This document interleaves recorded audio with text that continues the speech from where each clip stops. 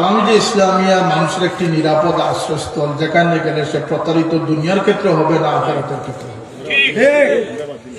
এবং এটি একটি আপসহীন আদর্শ কাফেলা। এই জন্য আমার বাবার একটা বর্ণাঢ্য জীবন রয়েছে।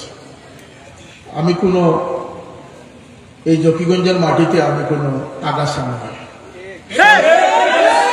600 বৎসর যাবৎ আমার পূর্বপুরুষ এই জকিগঞ্জের মাটিতে দিনের খেদমত আনতে। সুতরাং এই বর্ণাঢ্য জীবনের ইতিহাস হচ্ছে এই ডাকবাংলা মাঠে হোক, এই মাদ্রাসা প্রতিষ্ঠার ক্ষেত্রে হোক, জকিগঞ্জ হোক, উপজেলা সদরে হোক, হযরত সাহেবুল্লাহ এই পার্শ্ববর্তী করিমগঞ্জে হোক, বদরপুরে হোক, আসামে হোক, তিনি তার এই বর্ণাঢ্য জীবনে যে মামুল, যে আমল তিনি পালন করেছেন, যে বক্তব্য তিনি দিয়েছেন, 80 বছর 90 বছর অতিক্রান্ত হয়েছে, তার ইন্তেকালের পরে 18 বছর হয়েছে, না তিনি তার বক্তব্য থেকে সরেছেন, না তার আওলাদরা বক্তব্য থেকে। এর জন্য আমরা আপসহীন বলতে কোনো কথা নেই। আমরা আপসহীন ছিলাম, ইনশাল্লাহ আপসহীন আছি।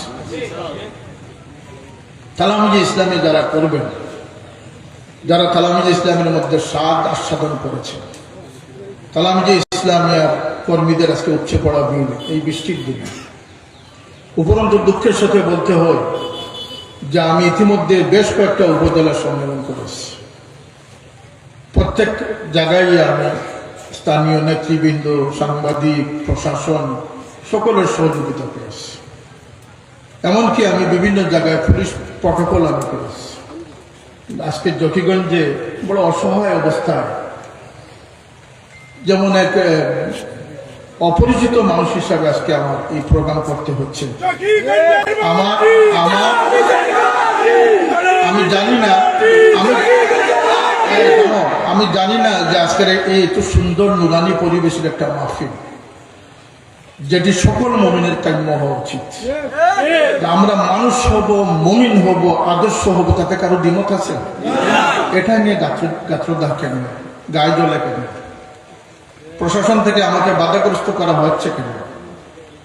কারণটা কি? এর পিছনে কারা? যার যা কিছু বলতে পারো, থামবে না এ গান, আউলিয়া কেরাম বুজুর্গানের গান, মুরা দুর্বার, মুরা দুর্জয়।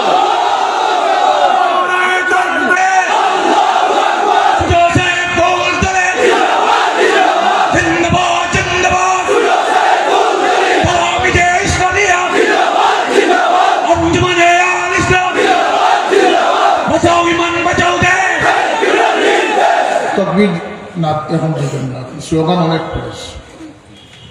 আল্লাহর ওয়াস্তে আমি জিন্দাবাদ এটা দেওয়ার কোনো প্রয়োজন নেই।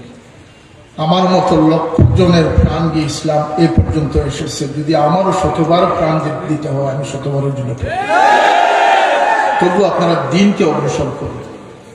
পরিবার, ব্যবসা বাণিজ্য, সমাজকে সাজান। আল্লাহ নবীর উসওয়া থেকে আমরা প্রচুর দূরে সরে গেছি।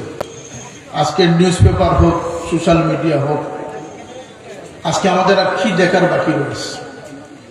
সরাসরি কোরআন মানে হাদিসকে অস্বীকার করার মতো দুঃসাহস প্রদর্শন করা হচ্ছে। কোরআনে ভুল ধরার মতো দুঃসাহস করতেছে। আল্লাহ নবীর জানলাকে বুলন্দ করার জন্য যারা প্রচেষ্টা করতেছে, তাদের পিছনে উঠে পড়ে যাচ্ছে।